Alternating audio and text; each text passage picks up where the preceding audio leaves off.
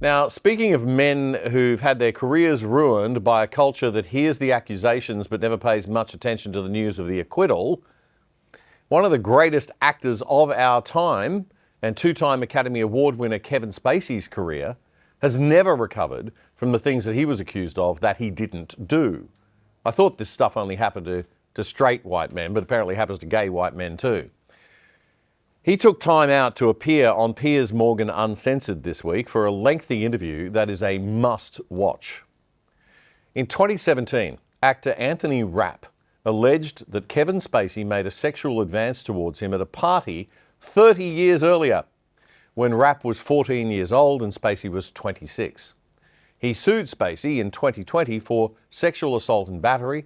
Spacey was found not guilty and not liable on all counts. Now that we were able to prove in a federal court in 2022 that the accusation that Anthony Rapp had never happened, did not occur, that people will understand that I was coming from a place where, in my heart of hearts, I didn't believe it had happened. I was a little bit pushed into the corner because when someone says, I don't know how you might react, Paris, but if someone says, you did this thing to me 34 years ago and you were so drunk you won't remember, my first initial response wasn't to call him a liar. My first response was to ask myself, did I do something embarrassing? Now, he did say he thought I was trying to get with him sexually, but he did not in any way make any sexual assault allegation against me. He didn't do that until he filed a civil lawsuit. And he filed a $40 million lawsuit in a Manhattan federal court.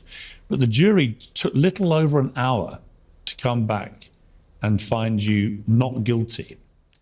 $40 million. That's US dollars. So that's 60 million Australian dollars. Used to be 40 million Australian dollars, but that's another story. $40 million. I mean, there's no motive to go there on a witch hunt, is there, right? No motive to make anything up. Kevin Spacey's lawyer, in closing arguments, said that Rapp had made up the encounter, and then he suggested some reasons why. Maybe possible, she said, that Rapp invented it based on his experience performing in Precious Sons, a play in which actor Ed Harris picks up Rapp's character and lays on top of him, mistaking him briefly for his wife before discovering it's his son. Wow. Okay. Yeah, no chance of a mistaken memory thing going on there. 30 years, never mind. Spacey told Morgan that he descended into a very dark place after the accusations, as you would, and also after the trial. But funnily enough, it's all made him a better person. I look back at times when I think, wow, I wasn't as kind as I could have been. I wasn't as generous as I could have been. I wasn't as prepared as I could have been. I look back now at I was so focused and determined on what happened on stage and in front of a screen that I missed a lot of things that were happening off screen and off stage. And now I'm enormously grateful that my focus has shifted. My goal is no longer to be the best actor, which it was. My goal is now to prove that I'm a man of good character. In May 2022, Spacey was charged in the UK with 4 counts of sexual assault against 3 complainants in London and Gloucestershire between 2005 and 2013. He didn't have to, he voluntarily returned to the UK to face those charges, and he pleaded not guilty. Spacey faced a total of 12 charges, 3 were dismissed at trial, and then he was found not guilty of the other 9 in July last year. But his career was over. He was cancelled. But he says, we've seen this kind of witch hunt, mob rule, pitchfork behaviour in our society before.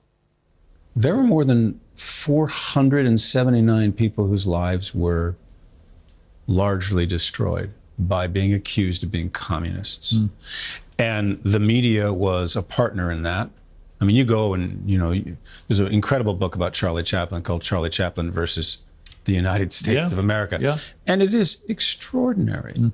The number of columnists who were talking to the FBI, talking to Hoover, and then writing stories about people who, Lee Grant couldn't get a job for 12 years because she wouldn't testify against her husband in front of the House on Activities Committee on American. And so we've seen this before, and I think that I'm not an expert in this, but what I've observed is that there is a lot of fear. People are afraid for their own careers and their own positions if they stand in solidarity with somebody who has been found not guilty. And I hope that as time goes on, that will begin to shift in the right direction. Now, a lot of people have said that Kevin Spacey was, accused of many, many other things. It's kind of good in a way not to be a powerful, super filthy rich person, because if you are, and this sort of stuff starts rolling, then lots of people come out of the woodwork. And there were heaps of crazy allegations, like this one as an example. One of them came from a Hollywood masseuse, a masseuse, who claimed that Spacey had groped him. We had irrefutable evidence to show that I wasn't even in the state of California when he made this accusation had occurred. And we were very confident that we were going to be able to present, as we have in other cases, that evidence. I also would simply say this was a man who was over 60 years old. And so there's lots of stories about me, enjoying the company of younger men. So this was the first time I was accused of abusing a senior citizen.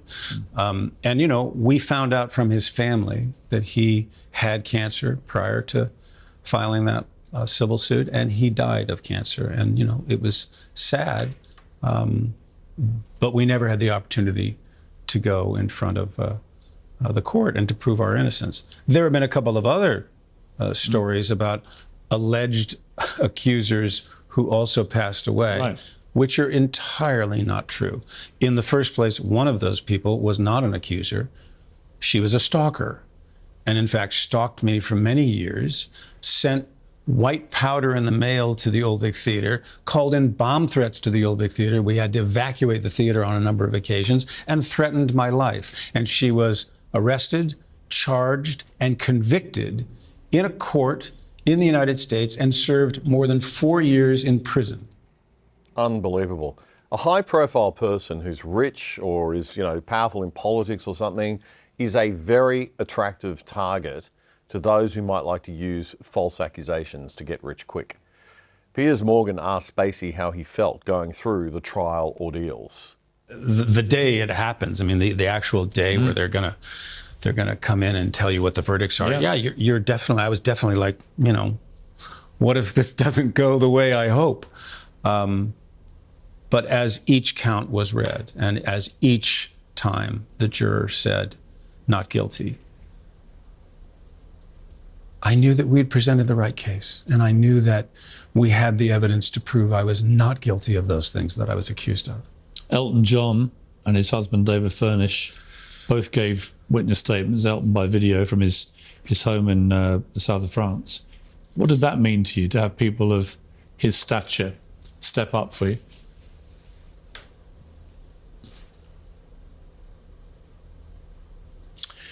You've actually just reminded me that Elton was the first email I got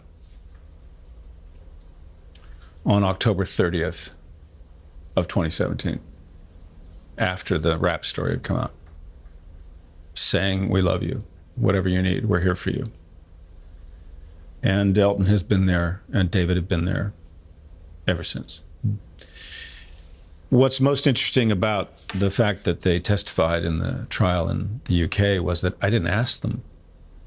I told them a piece of information that one of the accusers had said about them, which was not true. And Elton and David said, "Well, we have to testify." And I was like, "Are you kidding? No, we absolutely have to testify. We have to let the jury know that this individual is not telling the truth." And they insisted on it. That's the kind of friends that I have, that I've been very fortunate to have in my life. Now, Kevin Spacey is clearly a highly sexual person, and he lived his life as a closeted bisexual man who regularly hit on people. He admits he was wild, hypersexual, and flirtatious. That was all the rage and very cool in the 70s and 80s. But in the post-Me Too era of sexual prudism imposed only on men, I might point out, it seems that straight or gay, overt expression of male sexuality is to be condemned.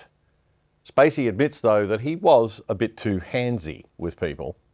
I've tried in the workspace to not cross the line because it's always risky if you find yourself attracted to somebody you're working with. But what your critics would say is, well, maybe not, but you're Kevin Spacey. And if you're an 18, 19, 20-year-old young male actor and Kevin Spacey is fluttering his drunken eyelashes at you, you know, for want of a better phrase. Yeah, that was very nice. I like that. In a way that in itself can constitute an abuse of power. Do you accept that? I can understand that perspective. I truly can. But at the same time, I'm a human being. And if I fall in love with somebody across a room, then am I not supposed to go and have a conversation with them or see if they're interested because I'm famous? Because that, I mean, you know, look, I'm sure you have heard countless stories about relationships that began with one of the parties being more aggressive than the other. Well, 40% of all marriages historically began in the workplace. Historically with an older man in a superior position to a slightly younger woman. That was just the nature of the workplace. Now it's very difficult to see how those numbers could possibly be happening because people are pretty much not allowed to have any workplace relationships. So it's been a massive societal change, which many think has gone too far. Spacey has certainly paid for his behaviour, even though nothing criminal ever happened. In 2020, he was ordered to pay $31 million to the studio that produced the show House of Cards for violating its sexual harassment policy. He appealed, but the request was denied. He talked about his current financial troubles with Piers Morgan in the interview, but I won't be a spoiler. Go check it out. It's 90 minutes, this interview. It's well worth watching. It's on Piers Morgan Uncensored, and it will certainly make you think. Did you like that content? The Other Side is actually an hour-long weekly show right here on YouTube. It's your weekly summary of the best news and commentary to get you up to speed every weekend. The show this clip came from is actually right here. And to make sure you never miss any of our content, please hit the subscribe button below or click here and hit the little bell too. It's free. And if you like what we're doing and you want to support us, click that little $ sign and make a donation so that we can keep delivering. Thank you.